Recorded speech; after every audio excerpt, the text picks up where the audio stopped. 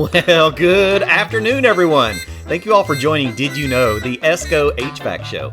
We are so grateful to have you here in our village today. Today we're hanging out with our good friend Jim Foltz from Emerson White Rogers. Jim, what's going on? Hey, thanks for having me today. This is absolutely awesome, Clifton, and I didn't know we was going to have a intro with Larry, Curly, and Moe. How fitting for what we get to share here today. I'm looking at a defrost and like, oh, my golly, we might be able to come up with something about defrost and universal defrost boards. And yeah, that ended up pretty good for that one. Yeah, well, yeah. I'm just wondering, where's Moe? Yeah. So Jim and I had a really good time hanging out at the National HVACR Education Conference out in Vegas. Really spent some time talking about, universal boards and universal controls, and more importantly, understanding sequences of operation. And man, Jim, I've been sitting here trying to think about how to tie myself into this conversation. And last night I was laying in bed, thinking, man, what part do I want to talk about? And it came to me, the job that I remember the importance of universal parts. So I was about 5 years into the field. So I started in a family business, small family business. We did refrigeration, a lot of commercial refrigeration. We did residential HVAC. We did commercial HVAC. And I was on a job. I was, we did a lot of small family businesses in my area. So in about a 5 or 6 county area here in central Indiana, I took care of every mom and pop grocery store, every mom and pop restaurant. I did a lot of small refrigeration stuff. And I can remember I was at a Friday night, I was at a pizza shop here in central Indiana, and I was working on an ice machine. So I had an old Scotsman ice machine that was down. Friday night's pretty important. So, clean and sanitize, our job. I stripped the thing down. I knew. So by the time I got it back together, I was waiting for the first harvest, right? So I'm standing there, I'm just hanging out, and I'm talking to Eddie, the owner of the business, and he's a little on edge. And I'm like, what's up, Eddie? He says, I got 2 pizza ovens. One of my pizza ovens is down. I'm like, man, that's rough. He said, on a Friday night in the middle of summer, he said, that's horrible. Wow. He said, that is, and the guy that's supposed to be here to fix it from Indianapolis can't get here until tomorrow. So I'm in a bad shape. And he looks at me, and it's like time slowed down, right? It slowed down, and he went, do you work on pizza ovens? Pause. My brain went pause. And so part of my brain is saying, nope, I don't work on those. And the other side of me is going, gas-fired appliance. I've been taught gas-fired appliances are just sequences of operation, just like refrigeration. We just change the controls. So this is Eddie. Eddie's as good as gold. So hit the pause button, come back to life and go, Eddie, I've never worked on one in my life, but I think I'll take a moment and at least look at it for you and see if there's anything that I can do. All right, it's worth a look. It's a heating appliance, right? Never touch one. I pull the cover off, and I see a control that looks vaguely familiar. And I go, okay, so let's think about this thing for a minute. It is what do we get? Am I natural draft? Am I forced draft? Am I induced draft? Right? All of them are going to have some kind of system to it. I got a thermostat. I got some limits. I have a single stage, direct spark ignition, flame rectification. Hold on a minute. That sounds like a universal intermittent spark ignition system, maybe. Or, there you go. Yeah. Hold on. I can use a direct spark. Hold on. Let me go look at something. So I've got this box that's been sitting on my shelf in my van for 3 years, right? Collecting some dust. I go out there and I open it up, and it's a universal direct ignition board. And I go, yeah. I mean, I usually keep these on hand for old natural draft furnaces, but what if, right? So I'll go in, take a look, staring at it, and go, wasn't that crazy? Happens to be almost the exact same ignition module, right? So the brain in me goes, all right, this is why I was taught sequence of operation for pieces of equipment. We learn how the thing functions so that we can not only troubleshoot it, but we can look for replacement parts, especially when we're in pinches like that. And when I finally pulled out the instruction manual for it, that original part number on that spark module that had the name of the pizza oven on it, it didn't have any of the manufacturer controlled, it had the pizza oven manufacturer name on it, was in the list on my universal replacement parts. Wow. So once I was later, I was like, man, I had to share that because that was what really taught me that importance of, I was taught sequence of operation. I was taught sequence of operation for refrigeration systems. And my mentor, he was an amazing man. He taught you, if you learn a sequence of operation of refrigeration, you work on anything. It doesn't matter what size. You're just changing controls and motors. That's all you're doing. Yeah. You learn sequence of operation on your gas-fired appliance. Boom. Same thing. So it stayed with me all through my career. Even in just a few years ago, I was doing private industrial classes for a big steel manufacturing facility over in Ohio and one in Pennsylvania. And so I was working with these maintenance guys, teaching them, sequence of operation of different kinds of equipment. And at one point, one of the guys says, I got one. I want to see if you can figure it out. I said, what's that? He said, step out here. And it had a 1.2 million BTU gas-fired boiler. Right? Wow. So we walk out to it, and he's like, hey, how are we going to figure this one out? I said, no, you're going to figure this one out. What is it? What are you looking at? He said, what do you mean? I said, what kind of draft is it? He says, okay, well, it's a forced draft. It's got pressure on the inlet side of the heat exchanger. I said, good job. What kind of ignition have you got? I've got a direct spark ignition. Cool. What kind of gas valve? Well, I've got modulating. All right. Is it electrically or pressure, like vacuum or air actuated? Well, I'm pressure actuated. All right. Good. Have you got any kind of circulation that happens after that? He said, what do you mean? I said, just if we have controls on a board that's circulating a fan, isn't the same as circulating water? It's just an output. Is it a permanent split capacitor or is it an ECM? And he said, is it really that simple? I said, it is. Can be. Yeah. If you look at it from that perspective. And I am so glad that your pizza oven story stopped when it did. I was a little worried. I was thinking that the first lesson to give the new contractors, the techs listening today, was never stand right in front of the burners when you're trying for that first ignition. First try. See, did I set this timing up right? Is my pre-purge enough? If you don't learn that lesson, your eyebrows will. Oh, buddy. Didn't take too many burn-offs early in the career to learn that timing is important. That's what those dip switches are for. I was sitting there thinking about that last night. The dip switches are because different manufacturers just change their timing. Pre-purge, post-purge, ignition timing, trials. That's all we're doing. So, you always want to stand to the side of any gas-fired appliance whenever you're starting ignition, because that's lesson number one, really. And you went on and was talking about boom, and I was like, there it went. But, no, it was very successful. And from the contractor side, thinking about as a contractor or as a consumer, he was a partner for life. So because I stepped out of my comfort zone and I looked at a piece of equipment that I'd never worked on before, and I kept the mindset of sequence of operation. I can do this. Yeah, it just made a connection that lasted forever. Yeah. So all right, enough of my rant. I had to get that one out. That was awesome. Yeah, that's great. Yeah, I've heard the word pizza oven thrown and tossed about a couple times from you, but I never heard the whole story. So that's awesome to hear that whole story. Yep. So one of the things that I, he's talking, he's like, hey, if you have some slides, send them over. And it was like, well, I got some, they're right here. And so I can put them up here on the screen real quick. Yeah. The idea was just kind of to be able to go through and give us a path here for conversation a little bit. And I start the whole conversation out with knowing the normal. What's the normal? What's the normal? Is there something that looks abnormal in knowing the normal? And that's really one of the biggest keys that we can have in as we go through and looking at universal as that success language of being able to have that universal product out there and available. Right. And so, it's understanding what that is that's really the challenge. And so let's see if we can keep this thing moving here. There we go. Universal. Why do we want universal controls? And universal controls is something that if you have a universal control, you can fix it while you're there.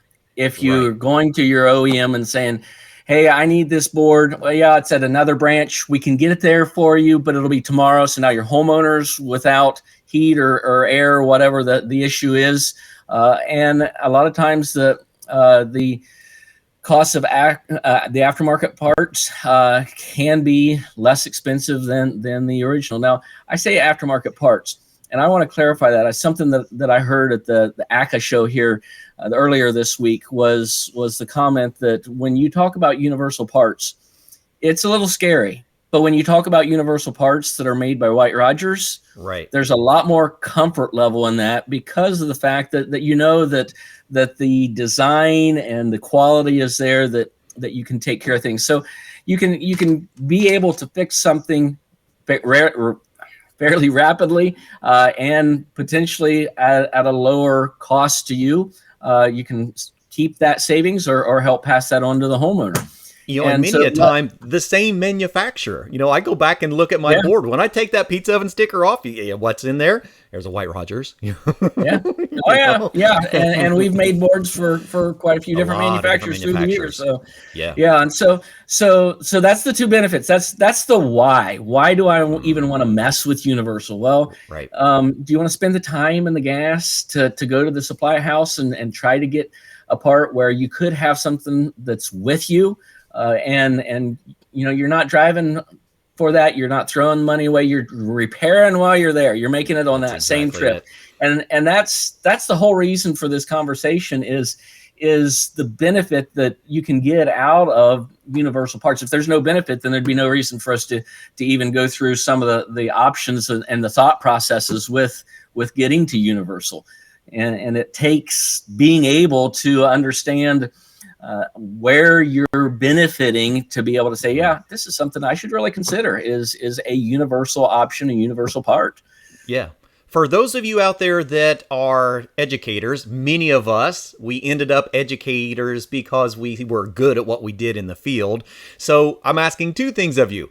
Let us know where you're chiming in from, and let us know if you stocked universal parts on your vans. Because a lot of people are kind of torn in that. Well, do I go back with OEM or do I go with universal? And I will tell you, I stocked my van full of universal parts because of this particular kind of scenario. So definitely let us know your opinion on, stocking universal parts. And even in the classrooms, do you talk about universal parts as we're educating sequence of operation of equipment? Because I think it's very important. And it is. And that is one of the things that I like to share too. If you're an educator and you have equipment in your classroom that is going to be the real life application, the 5, 10, 15-year-old pieces of equipment, a lot of times you can double your syllabus out of that piece of equipment. You can do the training on the OEM part, and then you can go back and do the training on a universal part and have both in as a part of that training right there in the same piece of equipment. So you're increasing your class time, length, and ability to be able to go through things.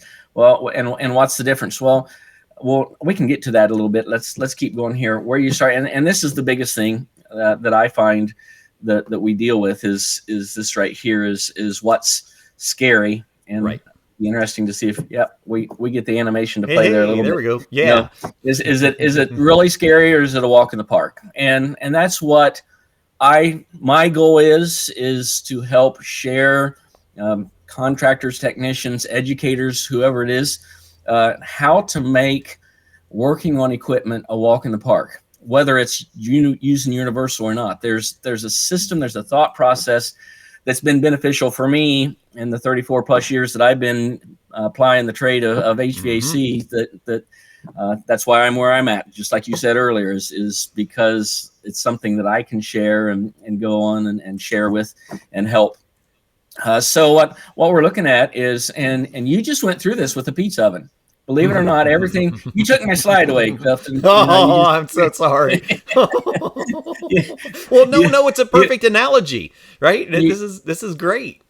Yeah, you bombed it. This is it, folks. If you want to work on a gas furnace, you're pretty much out of parts besides what's here on a standard single stage 80% gas furnace. Yeah. You can get some more parts in modulating and 90%, but a lot of times they're replicates. There's additional limit switches. There's additional pressure switches. Right. But as far as the main parts, this is what you're going to deal with, folks, when you're dealing with parts. So are you looking at the whole picture? Are you saying, oh, well, I look at this by itself, and understand that on this page we got what, 1, 2, 3, 4, 5 low voltage pieces on here, including the thermostat, the IFC, which gets 120, but it also controls the 24 volt, as well as the transformer, which gets 120 and sends out 24 volts. And then you got the 24 or 120 power coming in, the igniter inducer, which are 120. Whoa,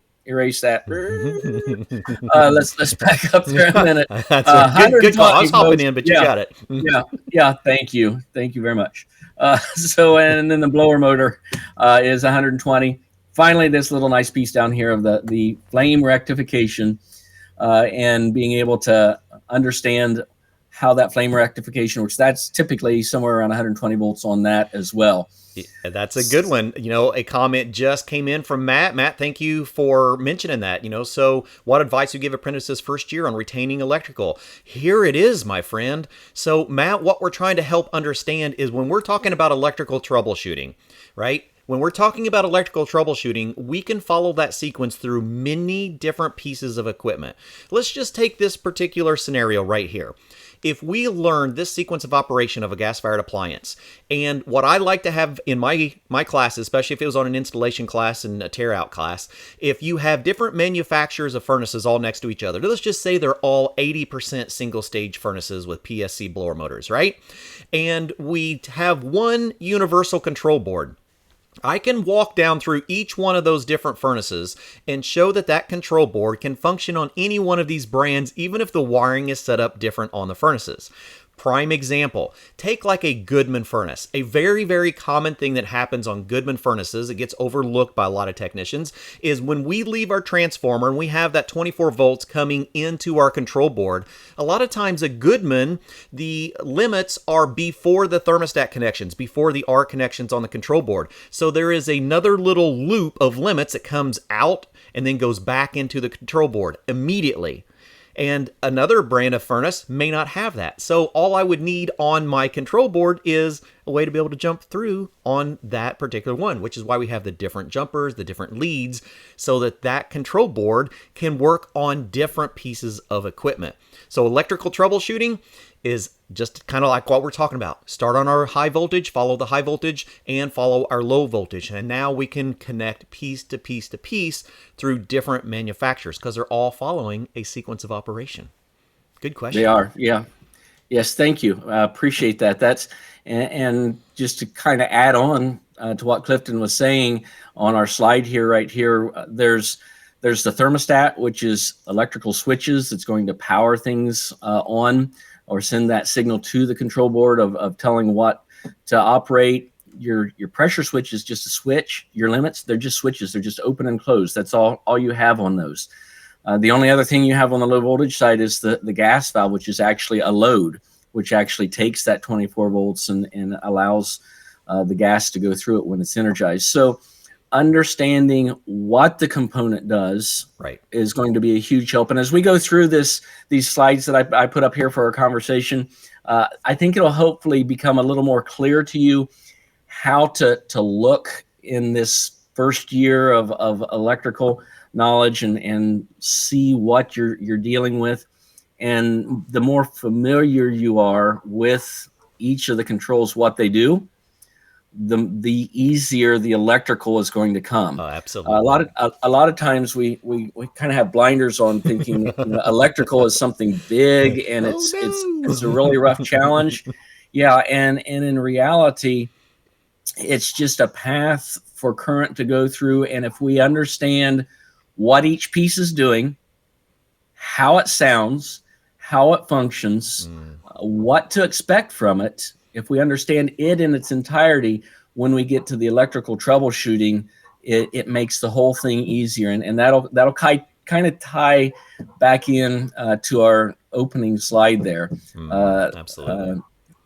In what we know and how it applies into what we're doing. So Hey, let's keep going here. We're going to burn up a whole bunch of time here. Yeah, A couple different things of helping you in categorizing things. I like to split a furnace into two parts. You betcha. Burner area and the blower area. They're separate. There's a plate that separates the two. Most of the time is two separate doors for each one. On occasion there's one. Then there's some other special applications with that. But the burner area is responsible for making the heat. The blower area for distributing the heat. And typically you will always find the list here of the components in the burner area in that location, and the same with the blower area. And so let's look here. How many things do you have to memorize on a gas furnace? Not a lot. Inducer, igniter, flame sensor, those are 3 120 volt circuits. That's right. Gas valve, pressure switch, limit switch, there's 3 that have to deal with the low pressure. Mm-hmm. Oh, we're out. That's it. So it's not right. Something that there is a short list. The first thing to do is to get your mind around the fact that there's an end to the amount that's in there. If you understand the whole picture, then it's a lot easier. If you're always thinking, well, there could be something else in there that's not functioning or not working, but understanding this is all it can be. It has to be in somewhere in this. That really helps in that electrical troubleshooting and knowing the limitation of everything that can be.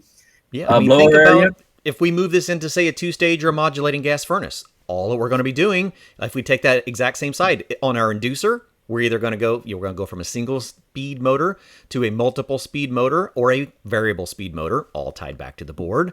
If we talk about our igniter, that ain't changing. Talk about our flame sensor, that ain't really changing. Gas valve, same thing. It's going to be a single stage, or it's going to be a 2-stage, or it's going to be a modulating. If it's modulated off from vacuum, which is just adding a hose, or it's modulating off from a variable DC voltage off from the control board. So back to the control board. We're not adding a ton of extra stuff. Sure.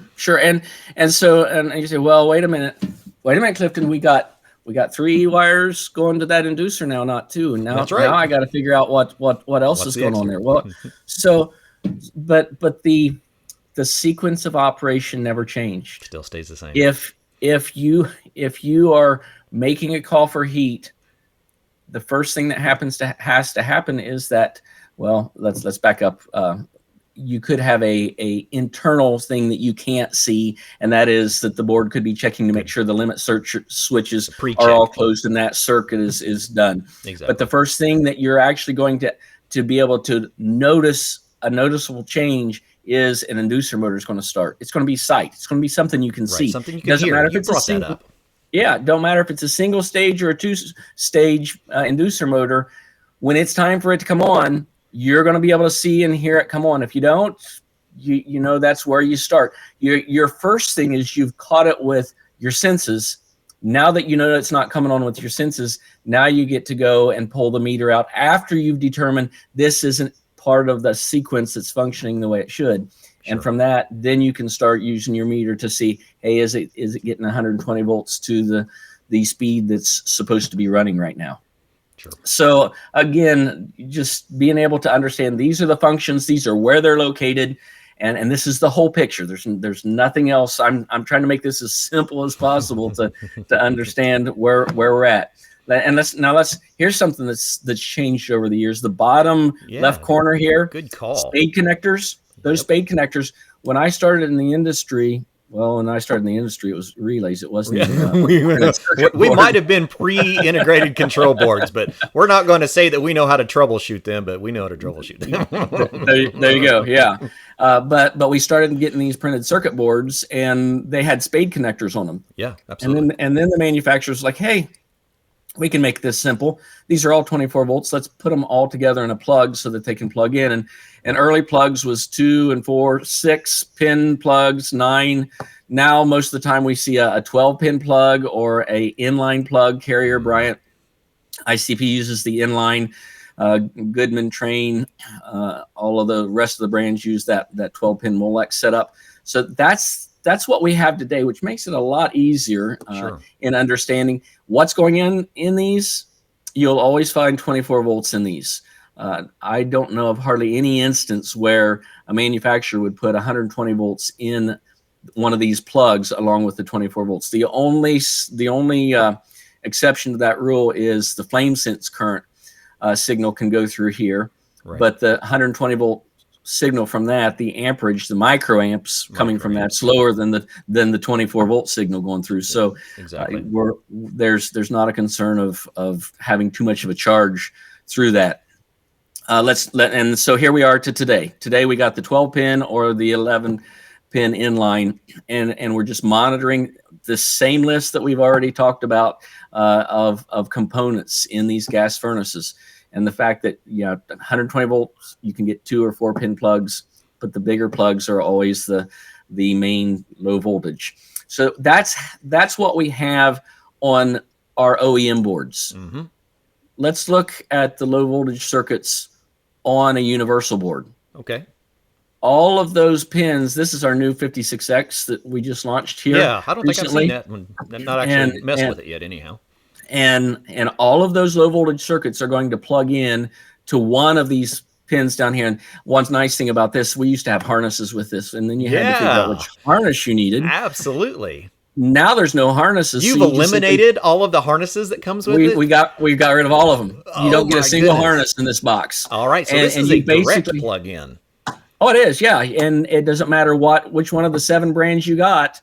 If it crosses over to this, and we'll go get into the cross-reference later on, but you just simply plug it directly in. And so you don't even have to worry about which ones are going in on which. And again, these plug-ins, they're just dealing with those low voltage pieces that you're working with. The transformer on occasion they'll plug in, but we also actually have spade terminals on the board that they can be plugged in directly, because a lot of manufacturers do still do that. That's all the low voltage circuits on a universal. We got the thermostat. We'll cover that in a little bit. But as far as the furnace itself, we've covered it. High voltage circuits where the power comes in, goes the transformer. The inducer igniter on this board, we have 4 different plugs up here, and we have spade terminals that are marked inducer and igniter if it's an older one with just spade terminals on it.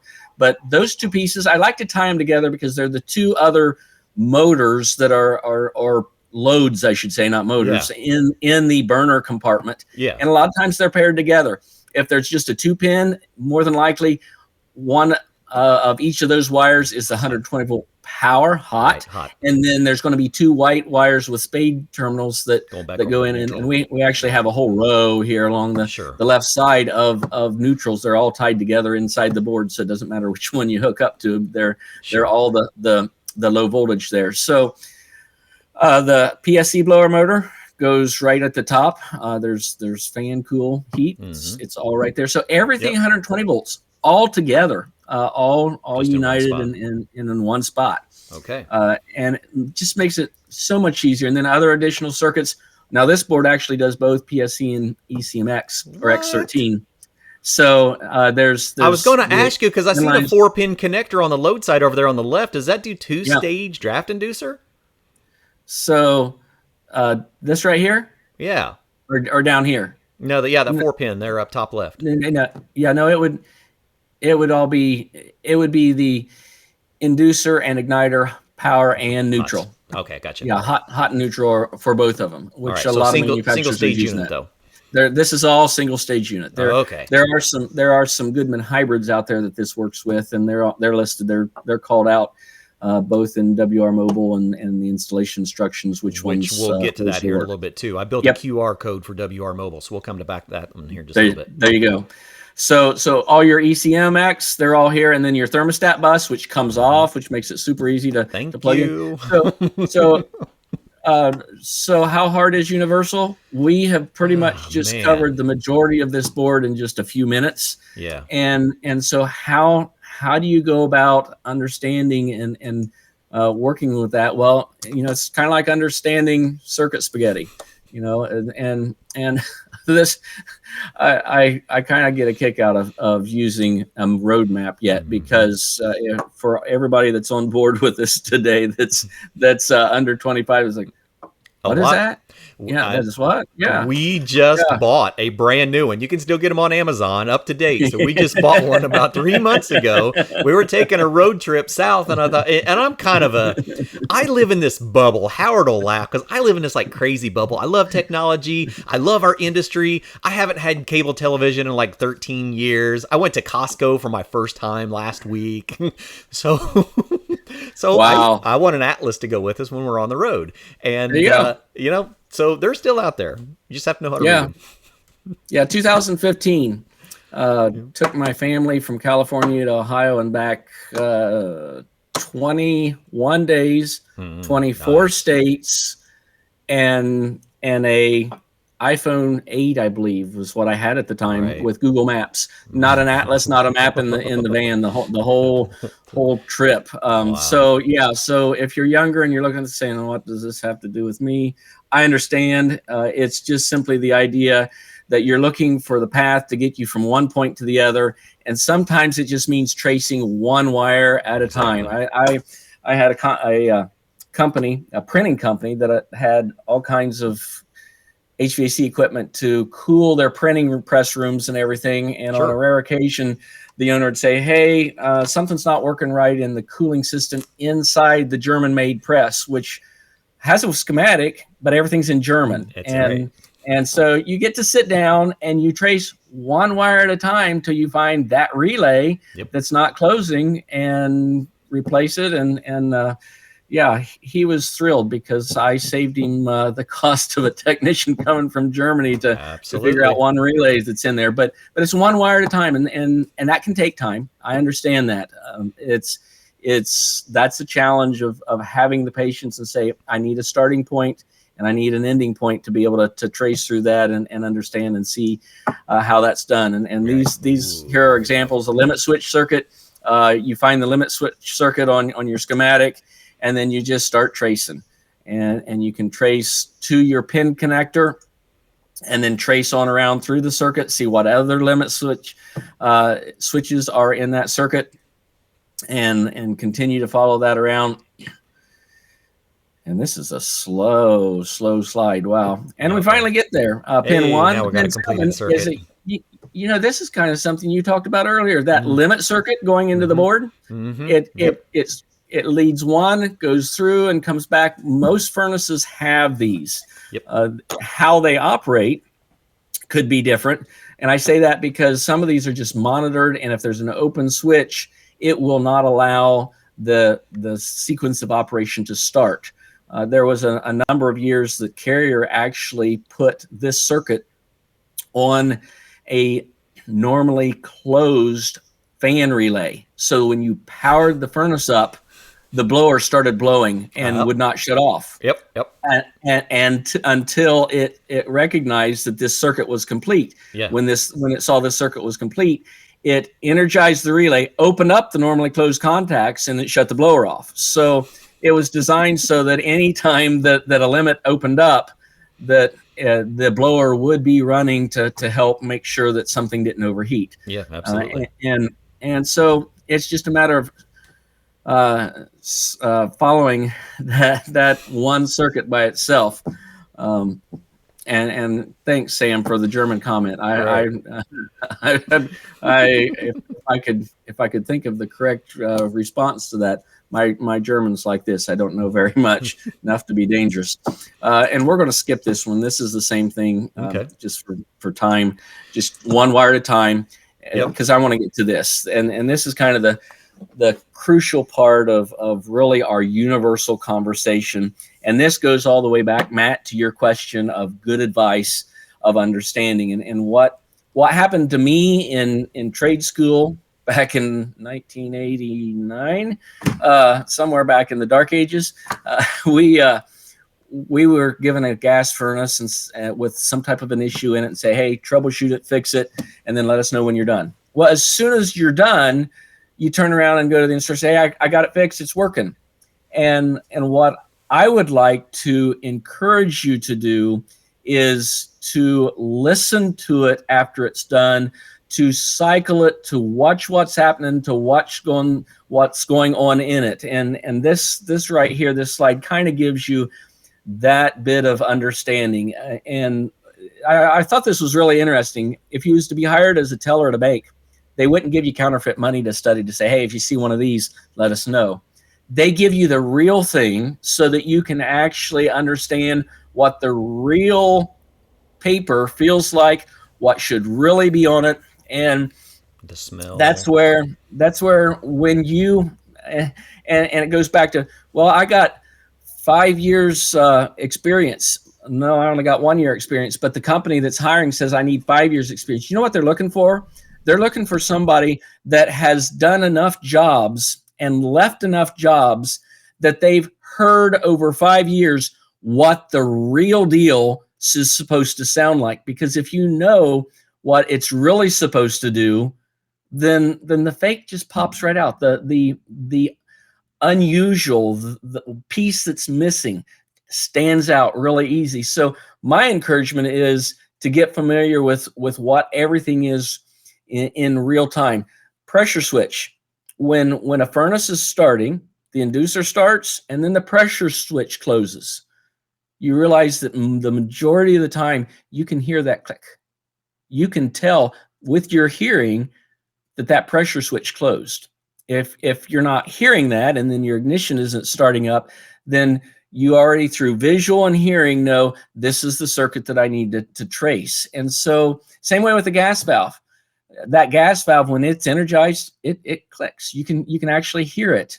And those are the types of things of knowing what it's really supposed to sound like, what it's really supposed to do in its function, in its look, how it sounds. That's your biggest key in being able to troubleshoot faster is through that listening and seeing of each piece.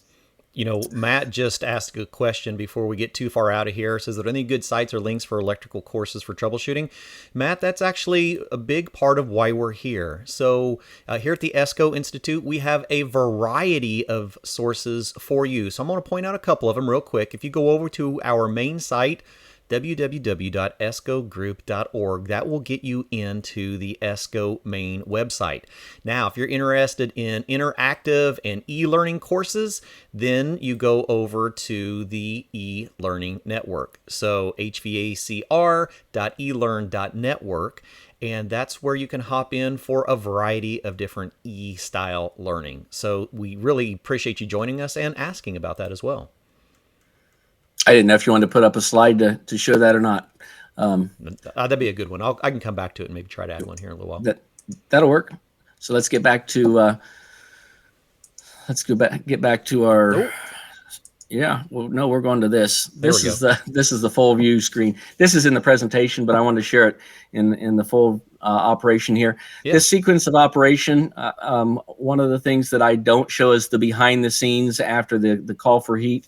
That first thing of making sure that all the limits are there and being checked out and actually enclosed how they should be. And after that happens, then we actually have the first thing that you can actually see and watch. So I'm going to run through this real quick and I'll see if we can get some sound here with it.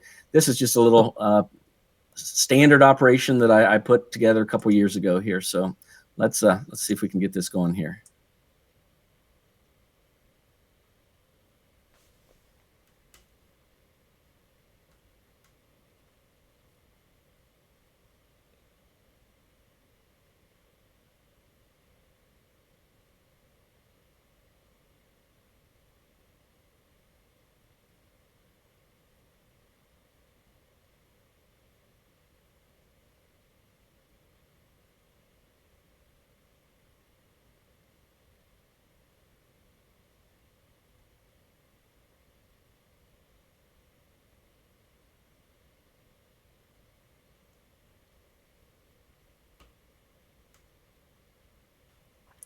And that, folks, is the whole operation. There you go. Now, that didn't have the audio, but you send that over to me, and I will plug that whole video in the edited version. Okay, yeah. No, I could hear it on my end. It's like I'm not sure of technical difficulties there, but yeah, right. we will get that all the way through so everybody can see that. Let's head back to the presentation here and get finished up with it. We're wrapping up what I had together, and we can just finish out then with any other questions anybody has or conversation. Get to know those sequence of operations, those timings. Again, knowing that sequence, how that works, makes universal so much easier. If you know exactly what your timings are, you can understand, hey, this universal works in place of that. And universal can be kind of scary because a lot of times it can mean that you have a lot of settings and a lot of things to deal with. And back to the 56X, the 50M56X 843 that we showed earlier that I got here in my hand. A couple things about this. One, when you first power it up, it will sense whatever harness is plugged into it and configure itself. So first of all, it's universal, but you don't have to tell it what you're connected to. So you've eliminated that communication or input to it. The only two things that you need to put in when you hook one of these up is one, whether you have a X13 or a PSC blower motor. Sure. And the second one is your delay timings, which you would have to do if you had an OEM and you were matching the heat off delay settings. You would have to do that on that. That's all you have to do with this. That's the extent of universal configuration that's required on 99% of the installations of these. So eliminating all of these other steps and things of having to know exactly what is on there, what's happening with that.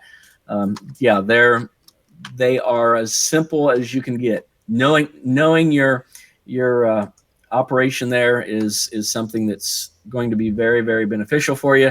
Let's finish up here. Methods. Looking at these IFC wires in groups, we've talked about this already. We have the blower motor group, whether it's PSC or X13. We got the transformer group. We have all the low voltage group. And I say groups because a lot of times what you want to do is, I got the old board here. I'm pulling one wire off and I'm putting it over here. And we do that because we don't really know what's at the other end of that wire. But if we know these are all blower wires, let's pull these blower wires off and set them aside as a group. Yeah, exactly. We know that this is the igniter and the inducer wires. Let's set them over here together. This is the Molex plug or the inline plug. Let's pull this down here by itself. If we pull things, if we understand the components and the groups when it comes to using a universal product, it's just a matter of taking those same groups and putting back on a board. Yes, it looks a little different, but it still has the same type of group configuration that you're applying to. And there's such little amounts of those as far as groups where, to get them messed up it's possible, but we make it as simple as possible. If you know what they do, if you understand what they do, how they sound, what their operation is, you'll know where they go. And so knowledge of understanding, getting familiar with what they really are really helps. A couple other things of universal methods: power versus no power. When do you want to use voltage? Well, when your voltage is already on, it's safe, and you can verify that you're not getting response out of something. In other words, your igniter's glowing or your sparker is sparking, and you should have gas coming on. And by standing over to the side, you can put your leads on your gas valve, and you should get your 24 volts on it when that gas valve circuit should be energized. If you're not getting 24 volts, it's back somewhere else. If you are getting the 24 volts, hey, the gas valve is getting a signal, it's not opening. And at that point, you got to have a gas valve issue. Your final verification, the only other thing you can really do on like a gas valve is to put a manometer on the outlet side and see if when 24 volts is applied, if any gas is coming out. The actual coil of gas valves now, early days, and we're talking used to be able to check them. Yeah, dang things that got diodes on them today. They were AC coils, and when a gas, if you remember them back in the day, when that coil was energized, you knew it, because not only was there a click, there was a I mean, the thing hummed. They were loud. Sure. And so going to DC coil eliminated all that sound. But there's a bridge rectifier inside of a little board on the top of all these gas valves now that make it impossible to actually test whether or not that valve is opening or closing, if the coil's good or not. So you're more checking resistance. You used to be able to check resistance on them very easily. Yep.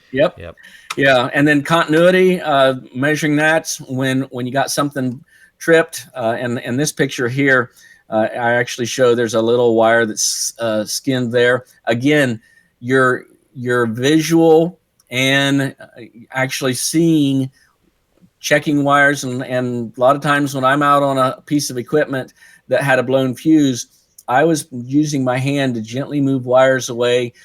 Half the time there'd be a little black mark on the sheet metal where that arc was, and then you could turn the wire and there it is. That's where the insulation rubbed off. And so again, the visual came to the actual troubleshooting.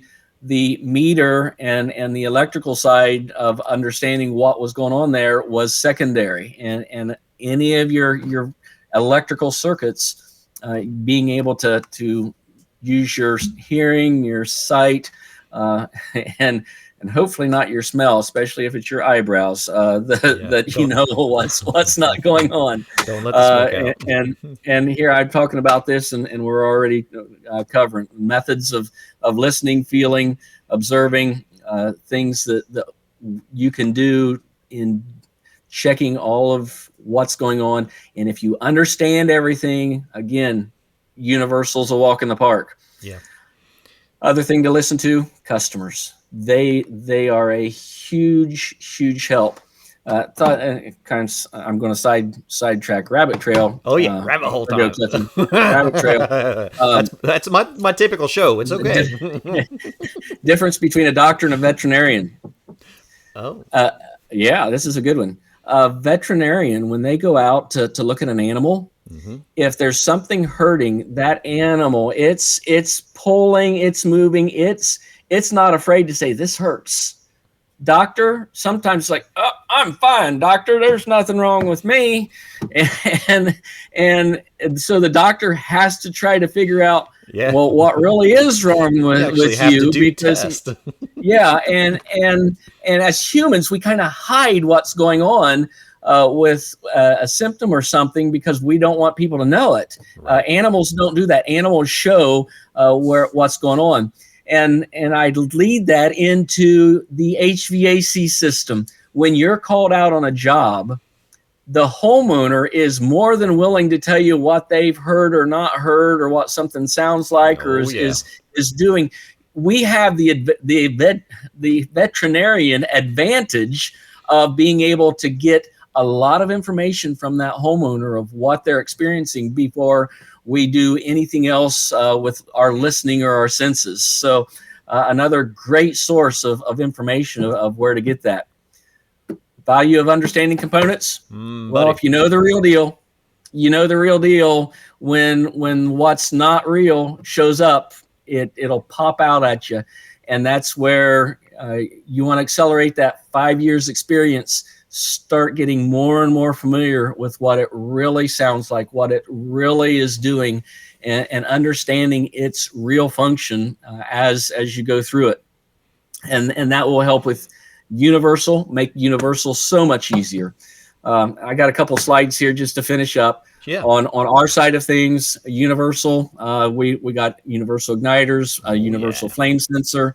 The non-integrated controls, we have a universal all-spark as well as a fan timer, and we also have a universal hot surface igniter board. I don't have that picture on here as well, but then our integrated furnace controls, a lot of universal there. That the new one that we just talked about, over 550 different SKUs that it crosses. Wow! So a huge bit of crosses there.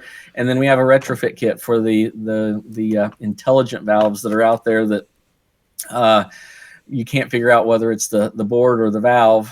This kit replaces the whole thing and eliminates that valve, putting a standard gas valve in. So, all right. What you're seeing here, over 2,700 SKUs crossed on this one page of universal parts.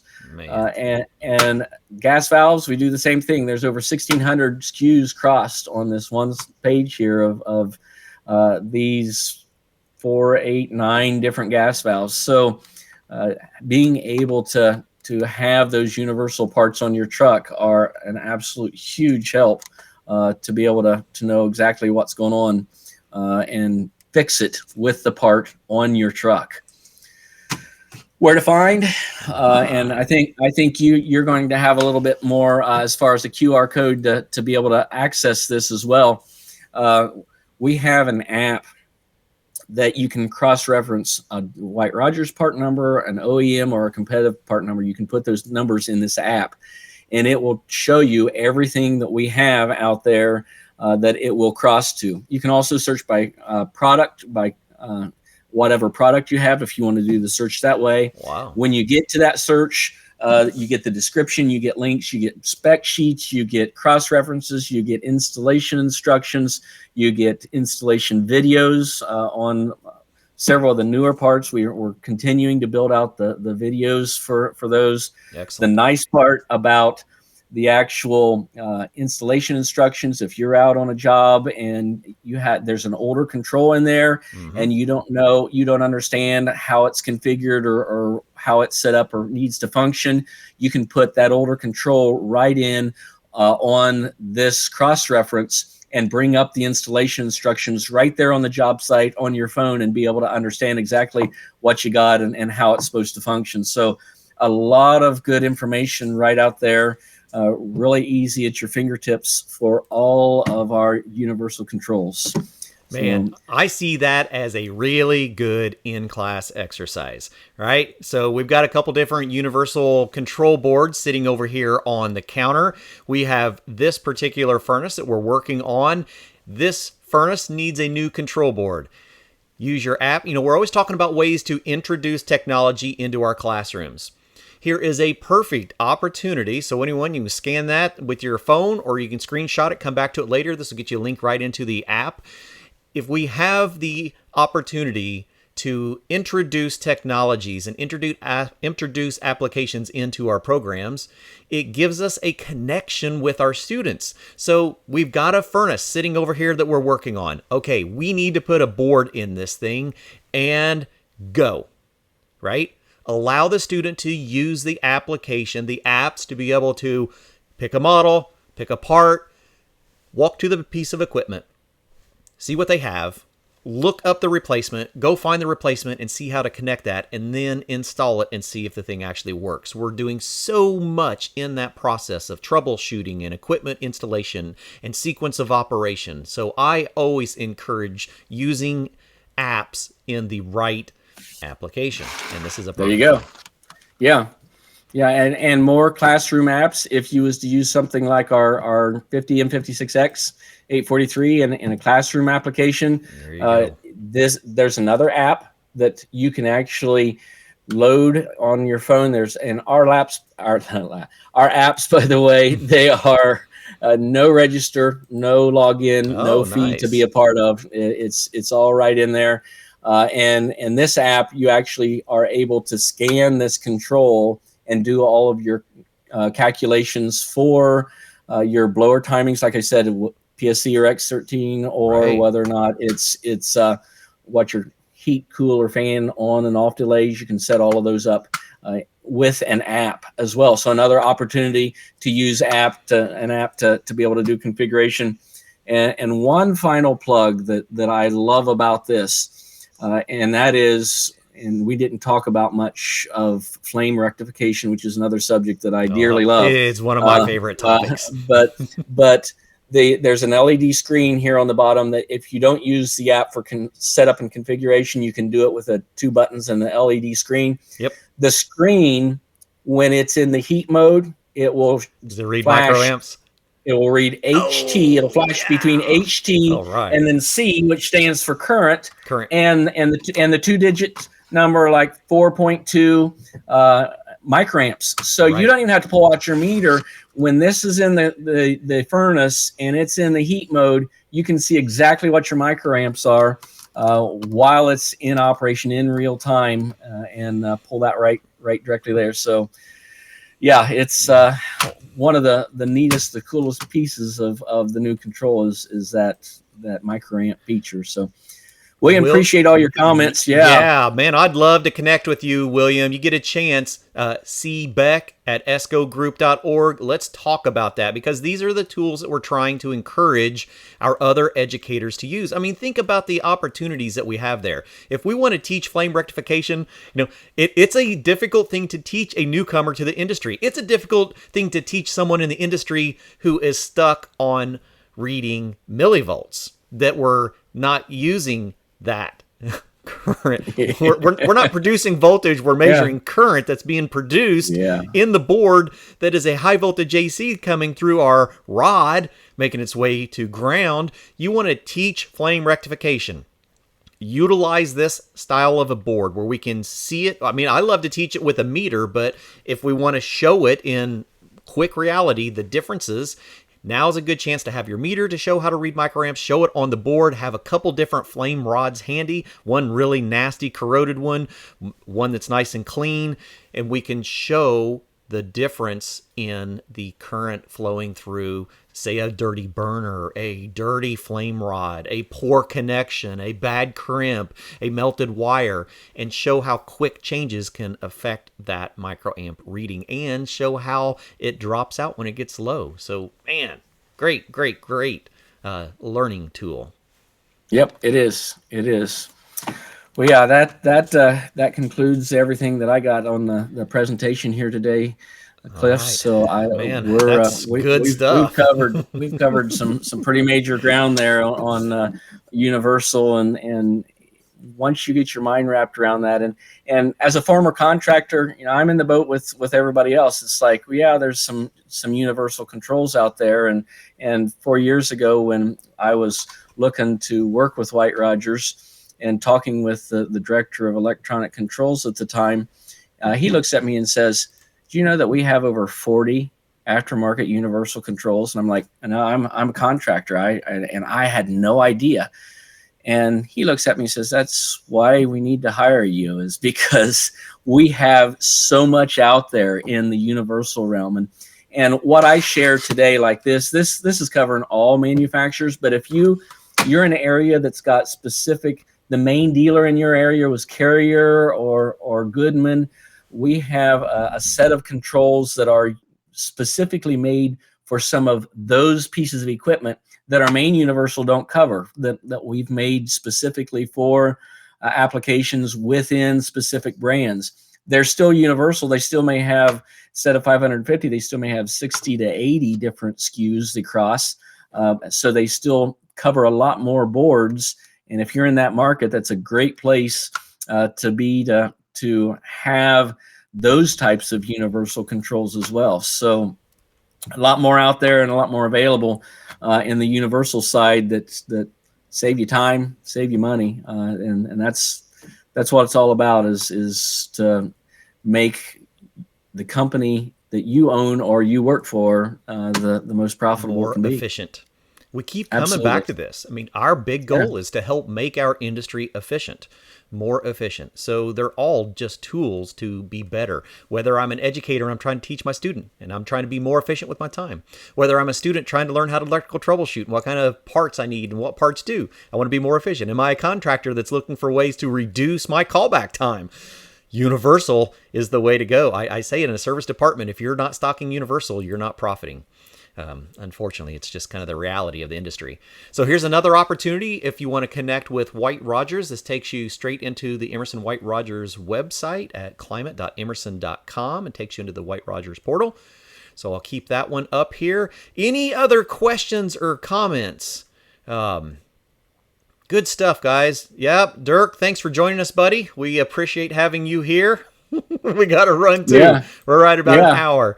All right. Yep. Well, cool, everyone. Thank you so much for joining us. We appreciate spending time here on Did You Know? And on our way out, I have a outro video that is it's a prelim of another learning opportunity that we're getting ready to have in the next week or so. Ooh. New podcast channel coming to Did You Know? And our good friend Jim Foltz is going to be one of the introductory podcast episodes. We recorded one while we were out at the HVACR National Education Conference. And thank you all for being here, and we'll see you next week on Did You Know? The ESCO HVAC Show. I am so excited to tell you about this new opportunity. We're launching a new podcast channel. Did you know? The ESCO HVAC podcast. It's going to be a lot of fun. We're having 15 to 20 minute stories from our industry, and there will be 5 different flavors of stories for your listening entertainment. Windshield Chronicles is a mental sequence of operation to prepare you for a job or a scenario. Tales from the Trenches? Yeah, that's the horror stories that we have learned out in the field and in the classroom.